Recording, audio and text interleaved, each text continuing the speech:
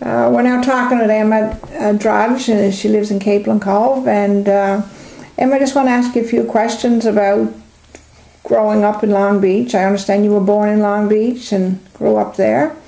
And what were your parents' names? My father was Alfred Avery and my mother was Sarah Jane. Okay, and you grew up in Long Beach in the, 1930s? I was born in 1929. Okay, and what was it like as a child in Long Beach when you grew up? Did you play lots of games?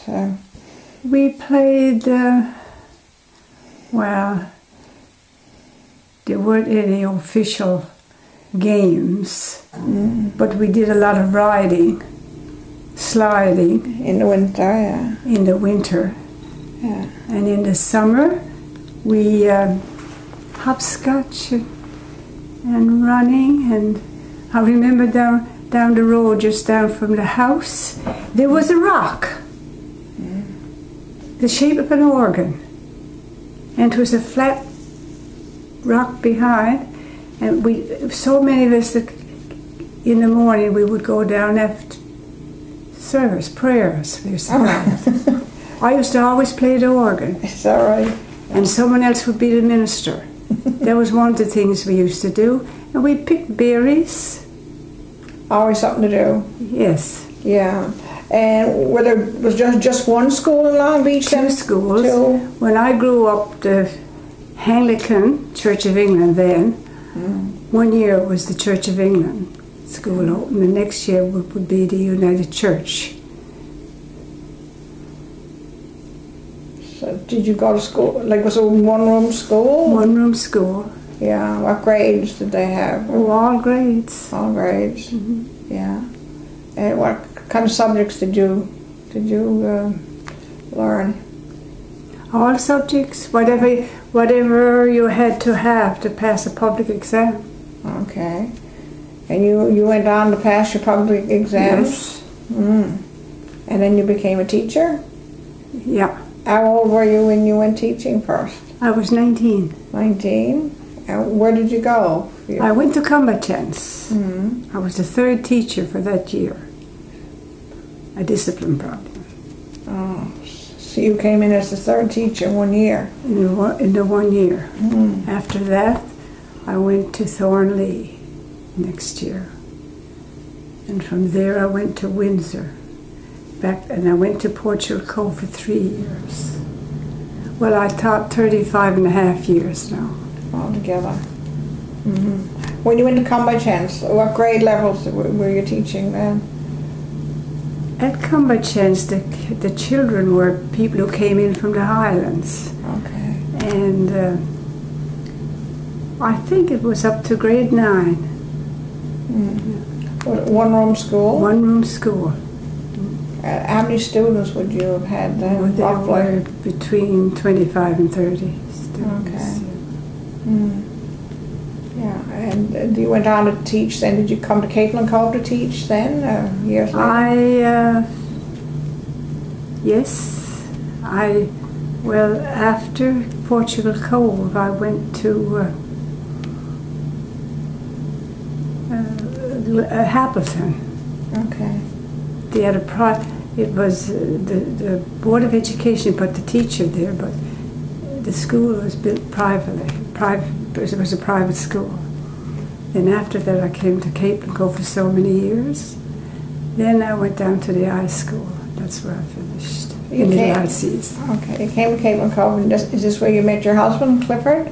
Drodge? Yeah. You met him here, and you married and stayed here? Well, I met him while I was teaching in Portugal Cove. Okay. Probably that was the reason I came. Well, I had a sister here too. You got a sister in Eva. Caplin Cove. Okay. Right. Yeah. What was it like teaching, like compared to when you started out as a teacher to your later years as a teacher? What was the big difference? It was a big difference. Yeah. The teacher then had to do a lot of things. There were forms to fill out, and You always had to play in church. You had to keep Sunday school. If you didn't do that, you wasn't a good teacher. No, imagine that. You had to be a Sunday school teacher, the organist. Yes. Big difference now. Yeah, and I guess you were expected to do that regardless. Yes. Yeah. That was part of your duties. Yeah. Yeah. And when you finished at the high school in Little Heartsease. Little Heartsease. So that was a big difference from your early days. Oh, yes. You didn't have to have children bring any wood to school or anything then. That was something too. And you had to get your school clean. Probably you'd close a half a day to get the floors in the school cleaned. And it would do the cleaning? The mothers. Yeah. Sometimes you went back and it wasn't finished because all the mothers didn't go. Yeah, really. Now, getting back to Long Beach, now when you were growing up, they had two churches too, as well as two schools. Two churches. Yeah. We had my church, the United Church, burned. Then we were years keeping church in the school. Oh. So every Friday evening, we two girls take turns to look after and sweep the school. And you had to put the seats straight too, the church seats straight. Do you know what year the church burned? I don't know what year it was it burned, but it was it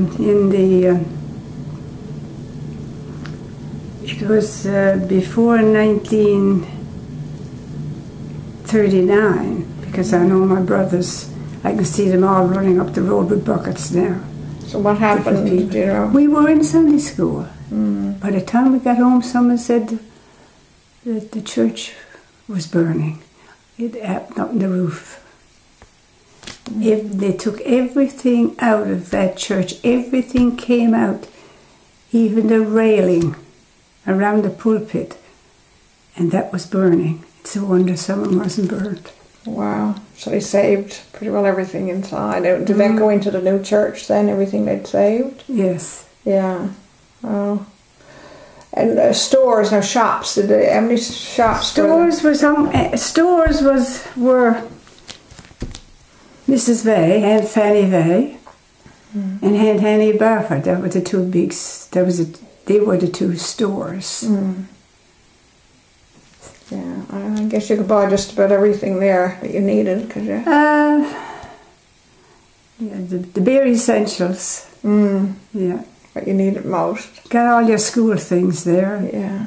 I guess Long Beach was known too for the fishery, like schooners. A lot of people have schooners. Long Beach had a lot of schooners. Right, yeah. In the spring, you'd see people from other places. They'd come up and join the schooner, and they'd mend their traps. And I know when we would be going to school, you know, we'd have to be careful we wouldn't trip up in the traps. Yeah, every spring there'd be a crowd of people. Do you remember the names of any of the schooners? Yeah, the Davis. Who owned the Davis? The Davis was Uncle Steve Barford. Okay. And Will Barford. The Melba was Uncle George Vay. I remember these two. There were two for the shore and up in the beach where the schools were. And recess time we'd go out and we'd swing out over the water, sit on the rigging and swing out over the water. And sometimes someone would go out too often and wouldn't get back. We had to go and get a punt and go and get them. We had fun that way. And dinner time, it's a wonder someone wasn't drowned there. Yeah, nobody worried too much about children playing by the water then. No. No, you just grew up around it. And I'm more afraid of the water now than boats and anything. Is that right? Yeah. Emma, you had two brothers who served during the Second World War, didn't you? Yeah. Your oldest brother. Yeah. Do you want to tell us a little bit about him? Well, his name? He joined in the Navy when he was in the Corner Brook area. The fall of 1939. And and went overseas in 1939, the fall of 1930. I think he was in the third or fifth naval batch that went over. And at one time, in the next fall, 1940, he came home on leave and went back and joined his ship, the Jervis Bay in Halifax. That was Wilson, right? Your brother Wilson. Pardon? That was your brother Wilson? That was Wilson. He and the Jervis Bay was convoying, I think it was over 30 ships, supply ships to England, when the German raider sank it. Yeah. Yeah. At that time, there was no closure. No, there are no bodies, right? No. Quite different from now. I remember looking at the people coming home from Afghanistan, you know. At least they had closure. Mm-hmm. But there was no... And I was about 10 years old, I think, when that started. When this happened. How old was Wilson when this happened? Wilson was 21. 21. Yeah. And he'd been home on leave just before. That same fall. And he died in November. He died in November the 5th, Balfour night. 1940. 1940, yeah. Mm. And that was quite a tragedy. Yes. Mm. And your brother Chester, he also served? At the same time, he was in Corner Brook too. Both of them were there in that area, working in the logging camps or somewhere. And he tried to join the Navy, but he was too young. They wouldn't take him. So he got into forestry. Mm. He had his 18th birthday crossing the Atlantic. After he got old enough, he joined the Royal Navy, and that was after Wilson died. Okay. Yeah, and he spent most of his time in South Africa, in the Indian Ocean and the South Atlantic, I guess. Yeah. And he met a girl in South Africa that he married? He met a girl in South Africa, in Cape Town. He married her, and they came home. Didn't live long in Long Beach.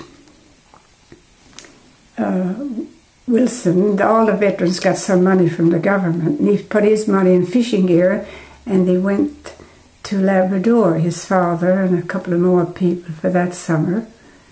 And he never came back from Labrador in the fall. The fishery wasn't very well that summer, so he got off in Halifax, and Chester bought a restaurant in Halifax, and Yvonne went to meet him, and they went from there to Ontario, and that's where they stayed. They had 2 children. They lived in Innisfil, it's called now, and both of them died in a nursing home in Barrie. But one thing about growing up, when I was growing up, you know, it's not like it is now. Everybody were the same economically, you know, and you helped each other. You shared everything. If you killed a pig, you went around the place with it. You know. Everybody got a piece of it. Yeah, everybody had a piece of it. Yeah. Yeah. Yeah. It was more about sharing with each other. Yes. Not saying it's not sharing now, because it is, yes. But it was a different way, right? Exactly, yeah. It's a different way. The people you thought of as rich then were the storekeepers. Yes. That's all. Everybody else was rich, only the storekeepers. And you were telling me about somebody catching, the first time you ever heard of anybody killing a moose. Oh, yes. Yeah, that was back a long time ago. The first moose that was killed. came out in the place and someone killed it, you know. And that was shared around the place because they weren't supposed to kill the moose because at that time they want to increase the moose. Yes. The government want to increase the moose. So that was back in the 30s or 40s? Oh, that must have been... I was still going to school. Yeah. I'd say it was in the... No, well, I'd say it was in the 40s or 50s. I don't know when the moose came here in the first place. Yeah. But anyhow, I mean, he wasn't supposed to kill the moose, but he killed it. But everybody got a share of it. Everybody got a share of it. And an excuse had to be made up why it was killed. What was the excuse, you know? Oh yeah, yes, because it attacked people. Is that right? Oh my. Yeah. And